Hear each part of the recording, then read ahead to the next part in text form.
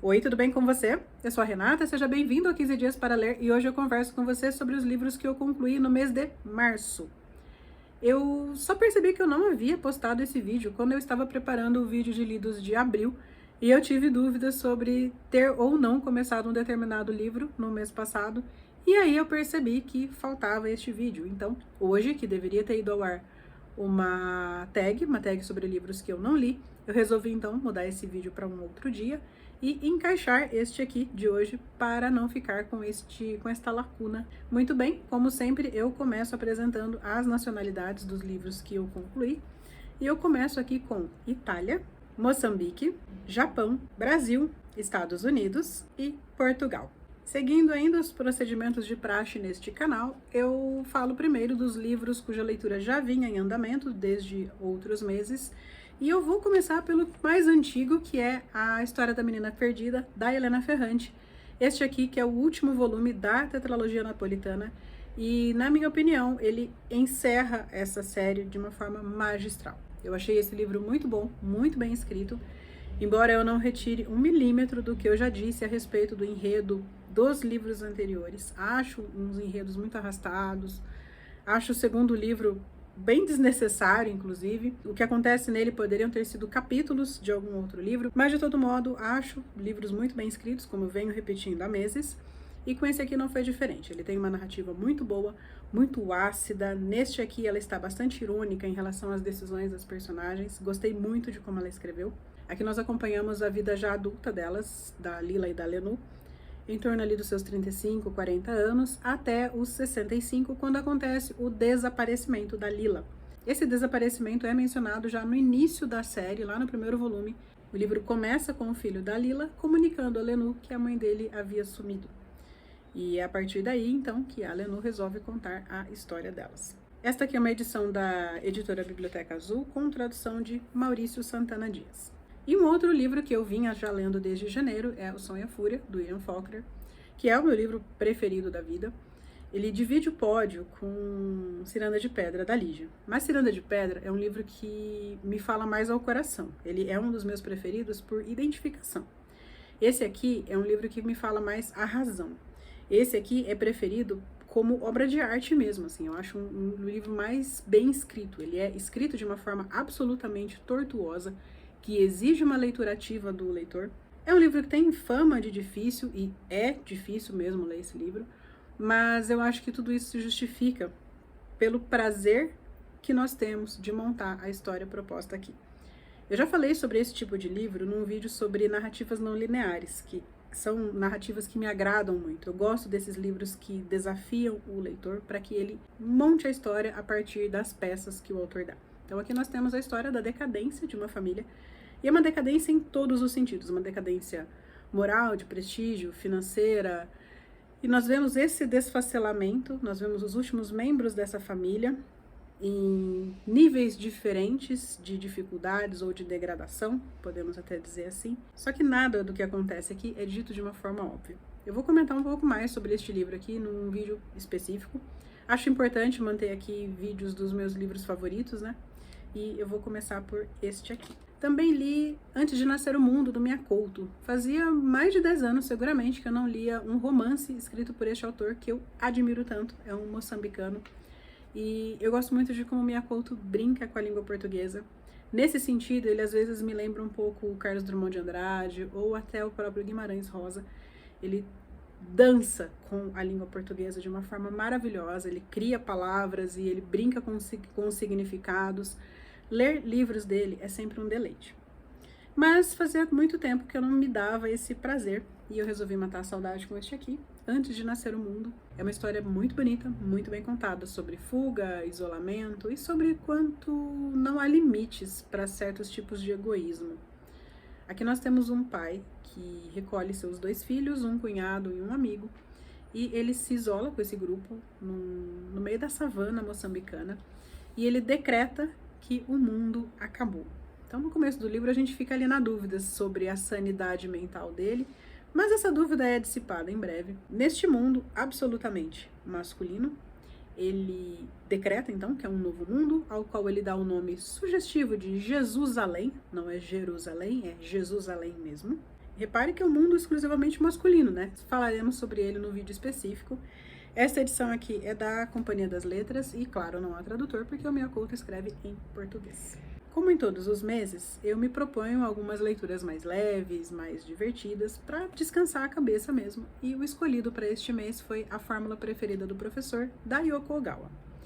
E o que era para ser apenas uma leitura de entretenimento se transformou em um dos meus preferidos da vida. A delicadeza da literatura japonesa é encantadora e este livro aqui, além de ser muito bonito, muito delicado, como boa parte dos japoneses que eu já li, não são todos, também traz uns personagens completamente fora de alguns estereótipos. Aqui no Brasil, a gente tem aquela ideia, aquela imagem estereotipada do japonês como alguém mais emocionalmente distante e necessariamente bem-sucedido, né? Quando a gente fala em japonês, nós dificilmente imaginamos um japonês pobre. E a narradora deste livro aqui é pobre. Ela tem bastante dificuldade, ela passou por alguns percalços ali na vida para criar o filho. Ela é empregada doméstica e trabalha por agências, então ela tem uma certa rotatividade de patrões, mas ela consegue criar o filho dela com dignidade, e é ela que vai contar essa relação com um dos seus patrões, que é o professor aqui do título, um senhorzinho já mais idoso, quer dizer, ele não é tão velho, ele parece mais velho do que ele é, mas ele perdeu a sua memória depois de um acidente de carro, então a memória dele é bem peculiar, ela dura por 80 minutos só, e ele se expressa com o mundo através da matemática.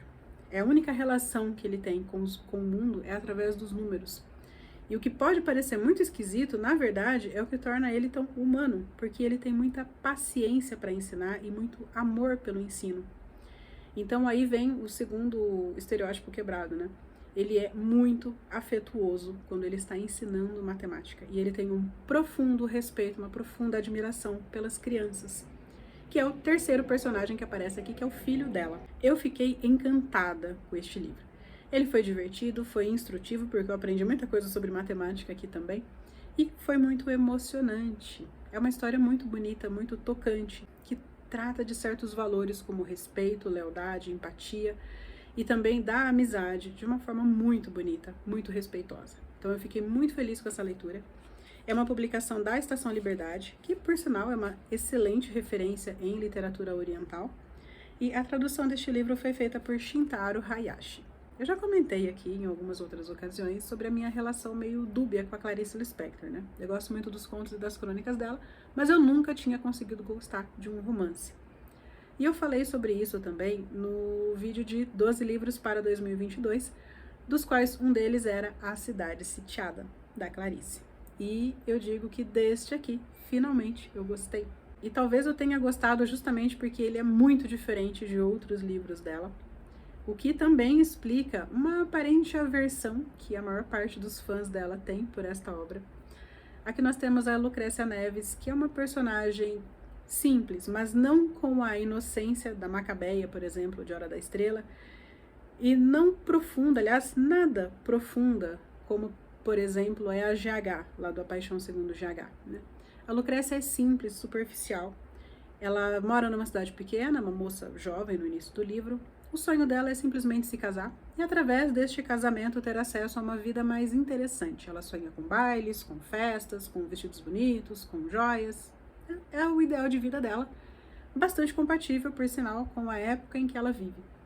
O início do século passado, mais precisamente 100 anos atrás. A cidade de São Geraldo, de certa forma, também é um protagonista, da qual a Lucrécia é um espelho. Assim como a Lucrécia quer ter uma vida mais interessante e menos suburbana do que a que ela vive, São Geraldo também está passando por mudanças. É o início da urbanização deste lugar. Então, no início do livro, nós vemos os cavalos, as ruas de terra, e com o passar da história, nós percebemos sinais da industrialização. E aí, será que depois dessas mudanças todas, São Geraldo continua sendo um espelho da Lucrécia ou não? Então esse livro não é só sobre a história da Lucrécia, é um livro também sobre a nossa identidade, sobre quem nós somos e como nós nos relacionamos com os lugares de onde nós viemos. Gostei bastante, achei bem interessante. E esse aqui eu até pretendo reler daqui a uns anos, eu acho que é um livro que vai crescer com a releitura. Essa aqui, como toda a obra da Clarice Lispector, é uma publicação da editora Rocco. No último vídeo que eu mostrei para você sobre os livros novos aqui na estante, eu comentei que havia livros que seriam lidos de imediato, né? E um deles era O Objeto Quase, do José Saramago. De fato, foi lido. É um livro com 6 contos e foi uma leitura bem estranha para mim, porque enquanto eu estava lendo, eu não estava gostando do livro. Eu me dei conta do significado de alguns contos e da profundidade deles algum tempo depois, porque algumas dessas histórias não me saíam da cabeça. Farei um vídeo específico para ele, mas eu já adianto para vocês que um deles aqui, o conto chamado Centauro, parece ser o mais bobo, porque é realmente sobre o último centauro na face da Terra, mas é o conto que mais me encantou, porque ele fala do centauro aqui não como a unidade centauro, ele se refere ao homem e ao cavalo. Então nós vemos o tempo todo aquela incompletude, o homem racional, mas sem partes do seu corpo que ele gostaria de usar, e ele instintivamente tendo que usar partes do corpo do cavalo e sofrendo intelectualmente por aquilo. Achei um livro maravilhoso sobre os nossos próprios embates entre razão e emoção, entre razão e instinto, às vezes, sobre o quanto às vezes nós nos sentimos incompletos e às vezes até limitados, e eu gostei demais de como esse conto ainda vem reverberando em mim. Falarei mais especificamente sobre cada um deles, são só 6 contos. E eu aproveitei que eu estava lendo contos do Saramago para pegar um livro na biblioteca também, que é um livro de conto único, que é O Conto da Ilha Desconhecida. E, gente, que conto legal! Eu gostei demais de como o Saramago fala mal de governo aqui, como sempre, né? Ele fala do rei aqui como aquela entidade que está sempre disposta a receber favores, mas nada disposta a fazer suas obrigações perante o povo. Mas enfim, o foco do livro, na verdade, é sobre um homem que vai pedir a este rei uma embarcação para que ele encontre a Ilha Desconhecida. O desenrolar deste conto é muito interessante. Ele tem umas partes cômicas e umas partes também muito bonitas, muito emocionantes. Gostei bastante. Esse aqui eu gostei já durante a leitura, não foi um gostar posterior como os contos do Objeto Quase. Assim, e os 2 livros são publicados aqui no Brasil pela Companhia das Letras. E por fim, eu li pela primeira vez na minha vida um livro do Stephen King. Também comentei sobre este livro no último book haul. São 4 contos bem longos, olha o tamanho do livro. Gostei do livro, achei que foi uma experiência interessante, né? Foi bom para conhecer esse autor, para quebrar um pouco da resistência que eu tenho em relação a ele. Quer dizer, não é só uma relação em relação ao King. Eu tenho alguma resistência a ler autores ou livros que estão sendo muito falados, muito hypados. Sabe quando você enjoa de ouvir falar de alguma coisa? Então. Só que o King não para de escrever livro, né, gente? Então ele tá sempre hypado, porque ele está sempre com algum lançamento por aí. E os fãs dele também são fãs bem fiéis, estão sempre comentando suas obras. Então, é um nome que eu nunca parei de ouvir. Às vezes ouço mais, às vezes menos, mas ele nunca sai da hype. Mas, de todo modo, achei um bom livro de entretenimento. Dos 4 contos aqui, nenhum deles me fez sentir, assim, aquele terror, aquele medo. Achei que despertaram outras emoções até. O primeiro deles eu achei divertido, que é sobre o telefone do Sr. Harrison. Deixa eu confirmar o nome do conto aqui, vai. O telefone do Sr. Harrigan, que aborda uma época que eu também vivi, que é o surgimento dos primeiros telefones, dos primeiros iPhone, dos primeiros smartphones, né? E eu vivi essa época, então eu me lembro como era o mundo antes e como nós facilmente nos adaptamos a esse mundo com os smartphones. O foco não é exatamente esse, mas ele faz parte do background ali da história, né? O horror, na verdade, vem de outras coisas. E o segundo conto deste livro, além de ser muito bonito, ele tem uma estrutura interessante. É uma história contada de trás para frente. Ele é dividido em 3 partes. Nós temos a atualidade, um recuo de algumas décadas e um recuo de mais algumas outras décadas. Então, nós começamos com um apocalipse. A Terra está literalmente acabando e, por todos os lados, existem placas de agradecimento pelos 39 anos de trabalho de Chuck. Quem é Chuck? Pois é isso que nós vamos descobrir ao longo das outras partes. Lindo esse conto, lindo mesmo. O terceiro e o quarto não me chamaram tanta atenção assim. Eu comentei sobre os outros 2 contos na resenha escrita que eu deixei lá no Instagram. Deixarei o link aqui para todas as resenhas escritas que eu fiz. Mas esses 2 eu fiz questão de comentar aqui no vídeo porque eu achei realmente bem interessantes. Muito bem, esses foram os livros concluídos e eu vou falar rapidamente sobre os livros que não foram concluídos, mas que estavam em andamento, só para mencionar mesmo. As 7 Maiores Descobertas Científicas da História, dos irmãos Brody.